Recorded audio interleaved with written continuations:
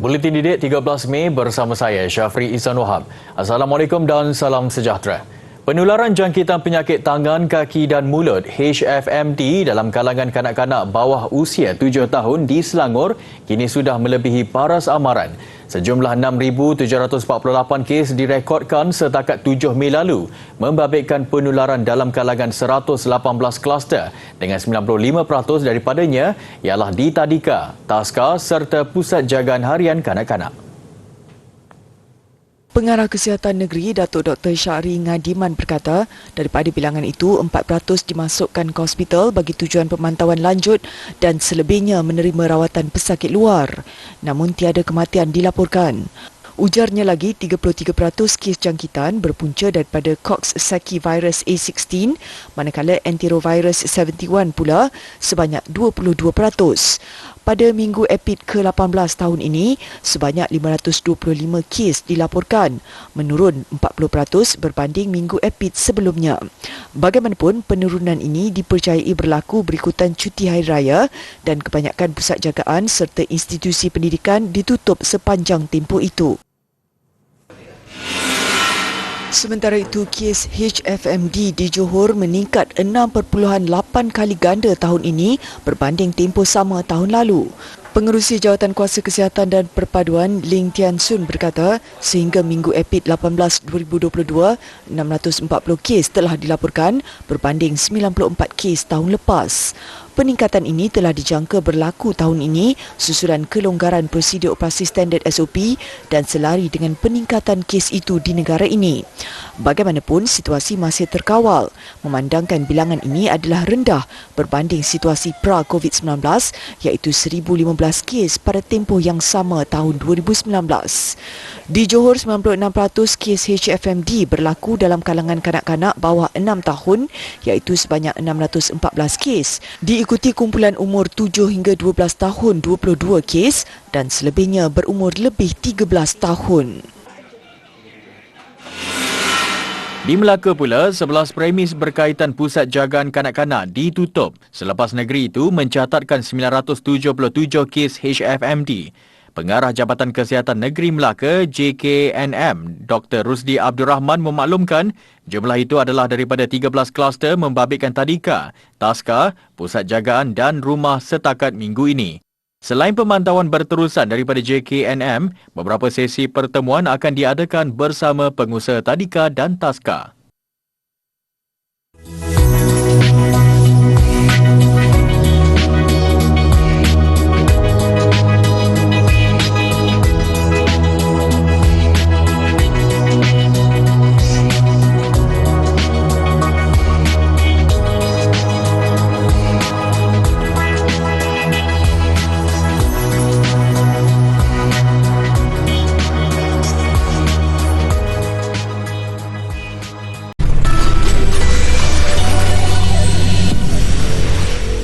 Susulan tragedi yang menimpa 5 penuntut Universiti Sultan Azlan Shah, USAS, yang terkorban dalam kemalangan maut tengah malam semalam.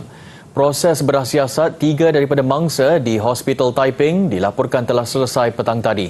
Pun begitu, proses selanjutnya sedang dijalankan bagi pengenalan identiti mangsa termasuk menerusi pemeriksaan rekod pergigian. Tragedi membabitkan 5 pelajar itu terus menerima perhatian dan simpati Perdana Menteri Datuk Seri Ismail Sabri Yaakob.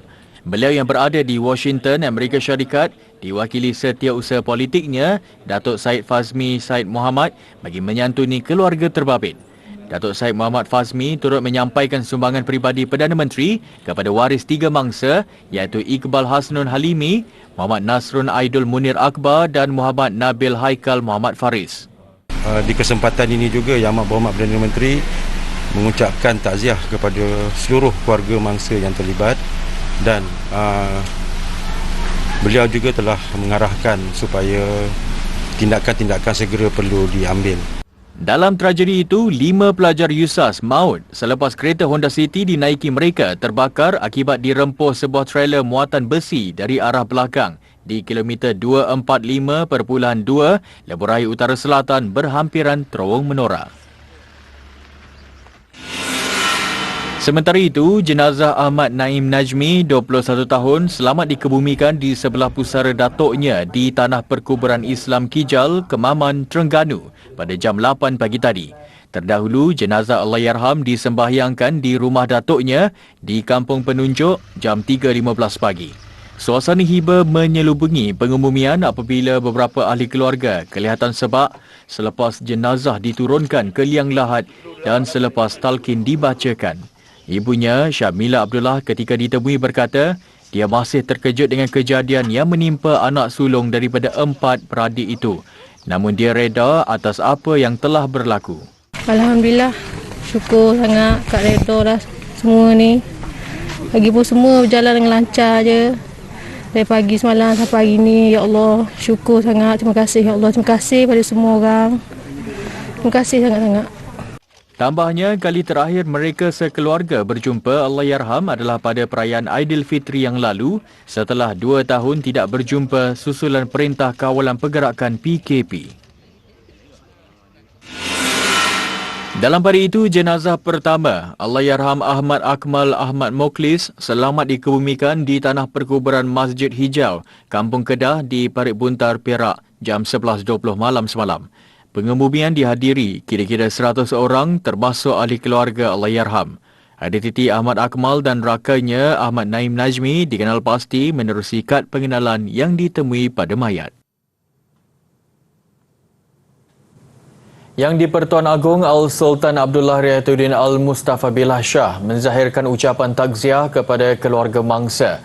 Baginda turut menzahirkan harapan agar keluarga Allahyarham sabar dan tabah menghadapi dugaan ini.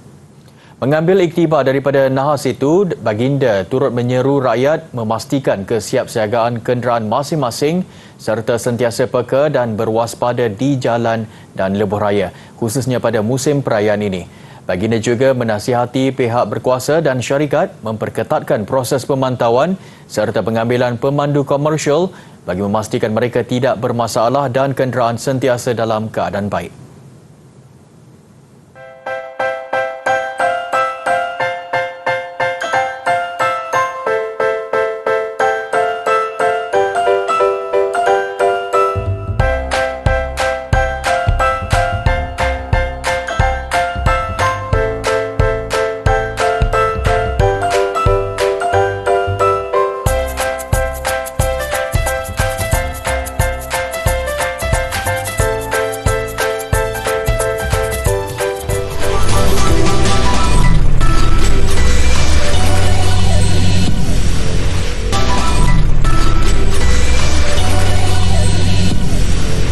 Bersua kembali. Tandas adalah keperluan untuk semua tanpa mengira kedudukan, pangkat atau umur. Atas sebab itu, tercetus idea untuk pengarah filem dari Jerman, Wim Wenders, menghasilkan filem The Tokyo Toilet mengenai projek pembaharuan urban. Ia menampilkan sekumpulan arkitek terkemuka menukar 17 tandas awam menjadi hasil seni unik dan moden. And for toilets to become places that are for free, and that are clean, and that are restful, and where you have a feeling of security. It is really utopian, and it is something that I hope other cities will catch up on and try to imitate, because I think it would help the well-being and the peace people have in cities. Salah seorang arkitek terlibat, Tadau Ando pula menyifatkan tandas awam biasanya tidak dianggap sebagai sesuatu yang indah. Justru peluang sebegini wajar dimanfaatkan untuk mempromosikan keindahan Jepun melalui projeknya. Keunikan projek tandas Ando menampilkan udara segar yang masuk ketika pengguna membasuh tangan.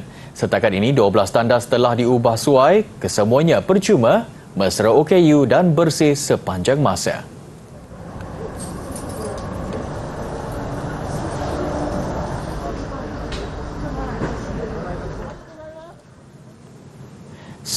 Set rangka dinosaur Deinonychus dilelong pada harga $10.5 juta atau kira-kira 46 juta ringgit dalam satu majlis di New York oleh firma lelongan terkenal Christie's. Spesies dinosaur terbabit yang memberi inspirasi kepada rekaan dinosaur jenis Velociraptor dalam filem Jurassic Park ditemui pada 1964. Ia terdahulu dipamerkan pada 30 April hingga 11 Mei lalu. Digelar sebagai Terrible Claw, tulang rangka haiwan purba itu telah digali dari Wolf Canyon, Montana 7 tahun lalu. Ketua Sains dan Sejarah Semula Jadi Christie's, James Hyslop berkata, keistimewaan rangka itu adalah ia merupakan set tulang temulang paling lengkap yang pernah ditemui dengan 126 tulang fosil asal termasuk semua bahagian tulang cakar yang menjadikan raptor terbabit begitu ikonik dan terkenal. Still in private hands with James, Maria, Anna Maria and Alex at 10. Kumpulan K-pop terkenal aespa terpilih antara 10 pemimpin generasi akan datang oleh majalah Time. Mereka adalah artis K-pop kedua dalam sejarah yang terpilih selepas BTS. Senarai Time itu mengetengahkan pengaruh besar global yang berpotensi menyumbang inovasi bernilai untuk masa depan. Dalam temu bual bersama Time, aespa yang dianggotai Giselle, Karina, Ning Ning dan Winter menerangkan konsep unik mereka yang berpaksikan kisah asal realiti dan maya. aespa ditubuhkan ketika dunia bergelut dengan pandemik pada November 2020 dengan setiap anggotanya memiliki karakter avatar masing-masing. Syarikat pengurusan mereka, SM Entertainment, menyasarkan untuk mencipta culture universe. Mirip konsep Marvel atau DC Comic, setiap artis mereka mempunyai latar belakang dan kisah tersendiri tetapi berkait antara satu sama lain. Menurut Ning Ning, mereka khawatir pada mulanya kerana konsep itu juga baru buat SM. Namun peminat sangat menyukainya, malah mencipta pelbagai memes daripada konsep metaverse mereka. Meskipun masih baru, aespa terus mencipta nama dengan memecah pelbagai rekod di Korea Selatan dan Amerika Syarikat, terbaru dijemput beraksi di pentas festival muzik berprestij Coachella. Hari ini saya akan membuat satu eksperimen berkenaan dengan changing water. Langkah pertama adalah kita perlu masukkan penunjuk universal ke dalam air tersebut dan lihat apa yang berlaku pada air ini.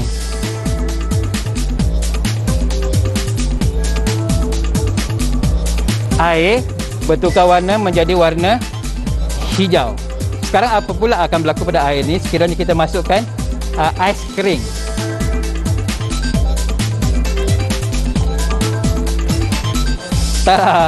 Air bertukar daripada warna hijau kepada warna kemerahan. Proses pemeljawapan ais kering di dalam air akan membebaskan gas karbon dioksida yang bertindak balas dengan air menjadikan atau membentuk asid karbonik.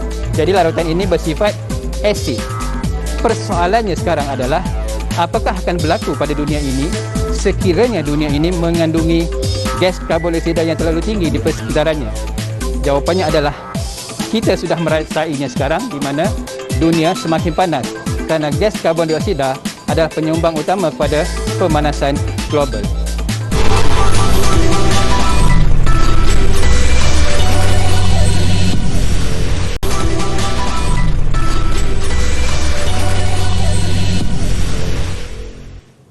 Sukan. Hari kedua saingan rasmi Sukan SEA Vietnam, kontingen Malaysia terus menambahkan kutipan pingat. Antara yang cemerlang hari ini adalah Kem Wushu yang mencatat keputusan luar jangkaan apabila meraih 2 pingat emas dan 1 perak. Kutipan itu menjangkaui sasaran awal yang diletakkan iaitu 2 pingat tanpa mengira warna. Berlangsung di Gymnasium Chow Giai, Hanoi, 5 pingat emas ditawarkan pada hari pertama saingan acara Wushu. Dan emas pertama Kem Wushu negara hadir menerusi Clementine Su Wei dalam acara cangkuan lelaki. Turun sebagai peserta ke-6, Clementine membuat 10 disiplin dengan catatan tertinggi iaitu 9.70 mata. Bagaimanapun kutipan markah itu menyamai pemenang pingat perak diraih wakil Singapura. Namun Clementine dijulang pemenang mutlak susulan tahap kesukaran yang didaftarkan sebelum saingan adalah lebih tinggi berbanding lawan. Momentum emas kemudian berjaya diteruskan dengan rakan sepasukan Tan Ziyan dalam acara Tai Chi Kwan lelaki. Hanya 0.01 mata memisahkan Ziyan untuk merangkul pingat emas mengatasi 8 peserta lain dengan catatan 9.71 mata. Untuk rekod, ini emas pertama Ziyan yang turut membuat penampilan pertama di pentas Sukan C. Bagaimanapun, impak Vietnam selaku tuan rumah edisi ini jelas memberi kesan kepada seorang lagi peserta negara, Kelvin Lee Wai Leong, yang terpaksa berpuas hati meraih pingat perak acara Nandau lelaki. Atlet kelahiran Negeri Sembilan ini membuat 9.68 mata, sementara pingat emas dan gangsa dimenangi wakil Vietnam. Dalam pada itu, Tamasya Sukan C 2021 bagi edisi ke-31 dibuka secara rasmi di Stadium Nasional Maidin malam semalam. Kontingen negara tampil selaku kontingen kelima yang berarak masuk di mana mata hadirin tertumpu kepada penerjun kebangsaan juga pemenang 2 pingat emas, Nur Dabita Sabri selaku pembawa jalur gemilang. Dabita tampil anggun mengetuai kontingen Malaysia dengan mengenakan busana puteri yang memukau. Tamasya Sukan terbesar Asia Tenggara, Sukan C, bertemakan For a Stronger Southeast Asia, dibuka menerusi persembahan memukau menerusi kombinasi warna, cahaya dan bunga api yang bersemarak di Stadium Nasional Maidin. Dibahagikan kepada 3 segmen iaitu Vietnam yang ramah, Asia Tenggara yang kuat dan Asia Tenggara yang menyinar. Ia dimulai dengan acara tabik hormat dan nyanyian lagu kebangsaan tuan rumah. 40,000 penonton disajikan siri tarian tradisional Vietnam, tarian teratai, Dong Ho Folk Woodcut Painting dan Way to Vietnam yang berlangsung selama 30 minit.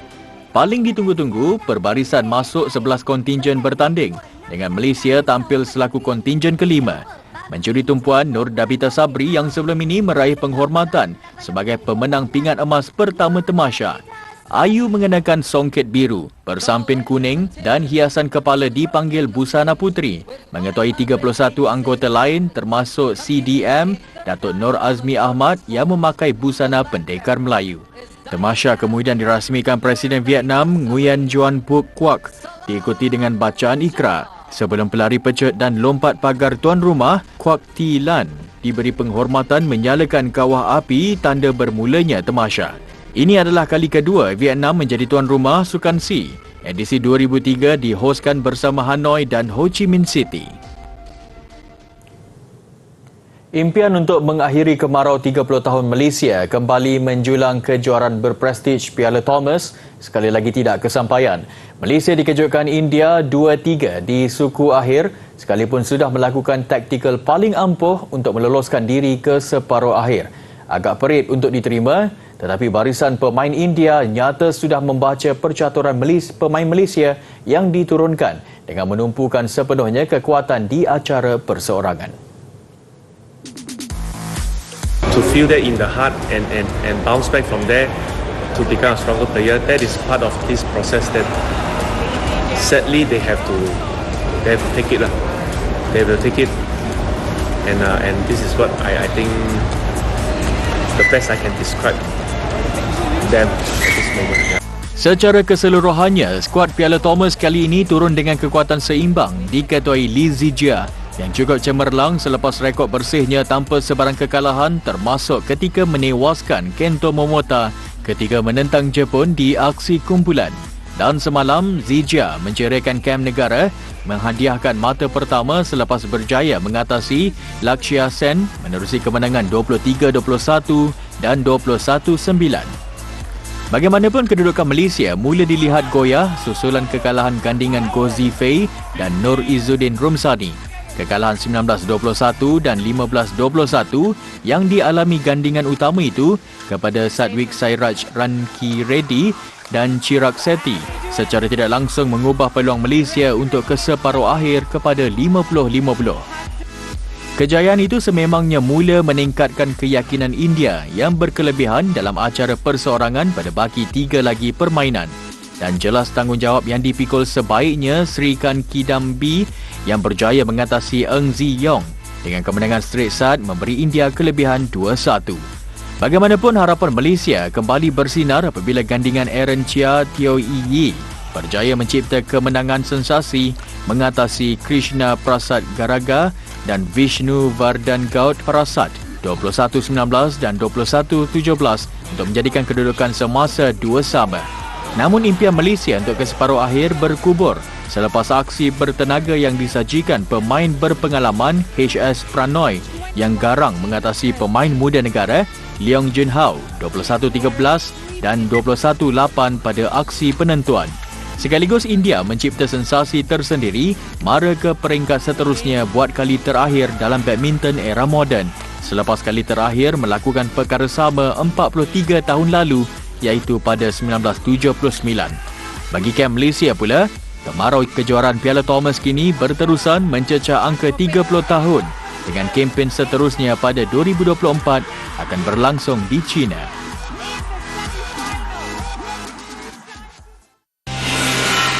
Sementara itu, pertembungan dua gergasi Indonesia dan China paling menjadi tumpuan di suku akhir dengan penyudah memihak Indonesia dengan kemenangan mudah 3-0.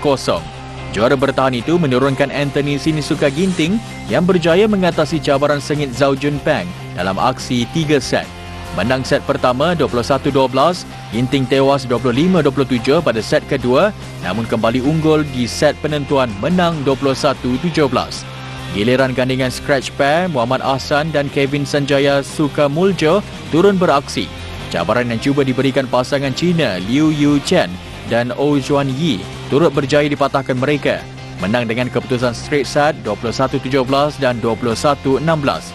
Dan Jonathan Christie memastikan kemenangan memihak Indonesia selepas dia mengatasi Li Shifeng. Jonathan bagaimanapun terpaksa bertarung sehingga 52 minit sebelum memastikan kemenangan 3-0 diraih Indonesia selepas mengatasi lawannya dengan keputusan 21-13 dan 21-18.